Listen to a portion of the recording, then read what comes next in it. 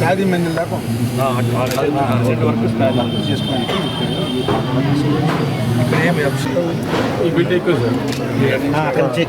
Adjust చేస్తున్నా 2 feet 3 feet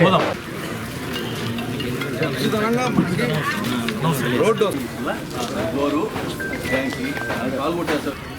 మనం పక్కా construction చేసిన బిల్డింగ్లే తీసేస్తున్నాం. బోర్ పోతుంది, నా సెప్టిక్ ట్యాంక్ పోతుంది. నేను చెప్పేది పెద్ద, నాకు సెప్టిక్ ట్యాంక్ పోతుంది, నా బోర్ పోతుందంటే ఇది ఎవరు ఏం చేయగలిగారు. ఇది కంపల్సరీ పోవాలి. ఎందుకంటే ఈ ప్రాంతం అంతా కొన్ని వేల మంది సమస్య. కాలువ ఇదైతే తప్పదు పెద్ద. మీరు వీలైనంది ఈరోజు రేపు అంటే మళ్ళీ ఇక్కడ కాలువ కట్టి రోడ్ వేసిన తర్వాత నువ్వు వాడు బోర్ వేసుకోవాలంటే ఇప్పుడే కావాలి. నువ్వు అది బోర్ వేసి మిషన్ బోర్ వేయించుకో. సెప్టిక్ ట్యాంక్ తప్పదు, నువ్వు కొంచెం లోపల ఈ రెండు అయితే తప్పదు. రేపు ఈ రోడ్డు పడిన తర్వాత నీ ఆస్తి మీరు అడగ నీకు పెరుగుద్ది.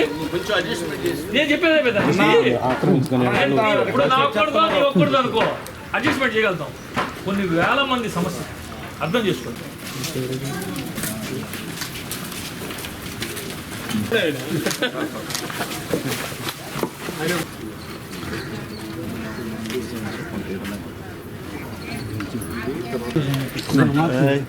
మీరు అప్పుడు అంతమంది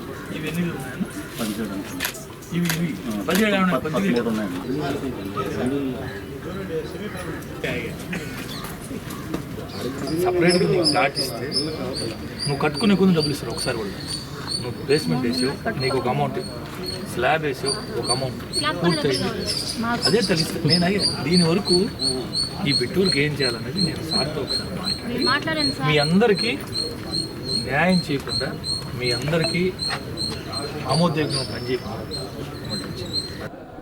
ఏదైతే నెల్లూరు నగరం నుంచి ప్రవహిస్తున్నటువంటి ప్రధాన కాలువలు ఆధునీకరణలో భాగంగా గౌరవ రాష్ట్ర పురపాలక పట్టణాభివృద్ధి శాఖ మంత్రులు నారాయణ సార్ గారు ముఖ్యమంత్రి గారితో మాట్లాడి ఏదైతే 50 కోట్ల రూపాయలు నిధులు శాంక్షన్ చేయించి నగరం గుండా పోతున్నటువంటి ప్రధాన 12 కాలువల ఆధునీకరణ పనులు ప్రారంభించారో ఆ పనుల పరిశీలనలో భాగంగా ఈరోజు ఉయ్యాల కాలువ బ్రాంచ్ 3 8, 9, 10, 11, 4 డివిజన్ల గుండా పోయేటటువంటి ఈ డ్రైన్ని ఇక్కడ పనులు జరుగుతున్న సందర్భంలో పరిశీలన నిమిత్తం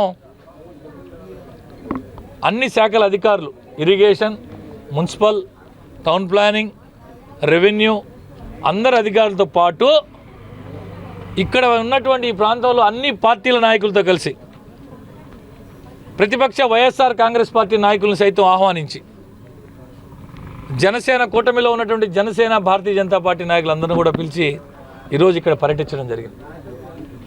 ఈ కాలువ ఆధునీకరణ 500 మీటర్లు దీనికి టెండర్ పిలుచున్నాం.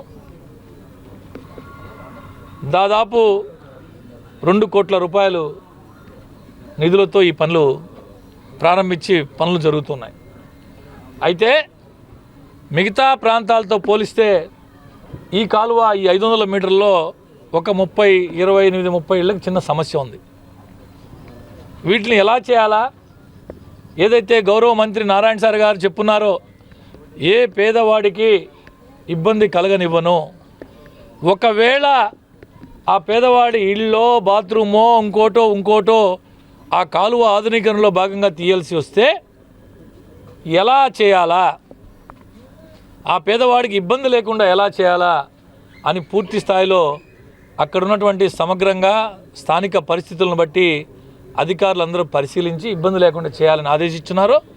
అందులో భాగంగానే ఇక్కడ చాలామంది ఇక్కడ ఉన్నటువంటి మేము ఏదైతే చూసామో ఏ ఒక్కడికి ఇబ్బంది లేకుండా ఎలా చేయాలని ఇప్పుడే అన్ని పార్టీల వాళ్ళతో కూడా మాట్లాడాం.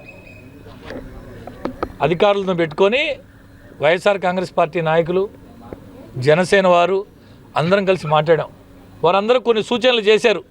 సార్ ఈ విధంగా చేస్తే అందరం సంతోషంగా ఉంటాం.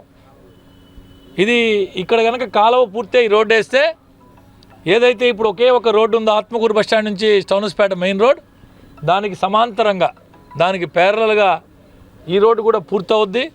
ఈ ప్రాంతంలో 5 డివిజన్లకి వేలాది మందికి ఇది ఉపయోగపడే పని అవుద్ది. కాలువే కాకుండా కాలువ ఆనుకొని రోడ్డు కూడా.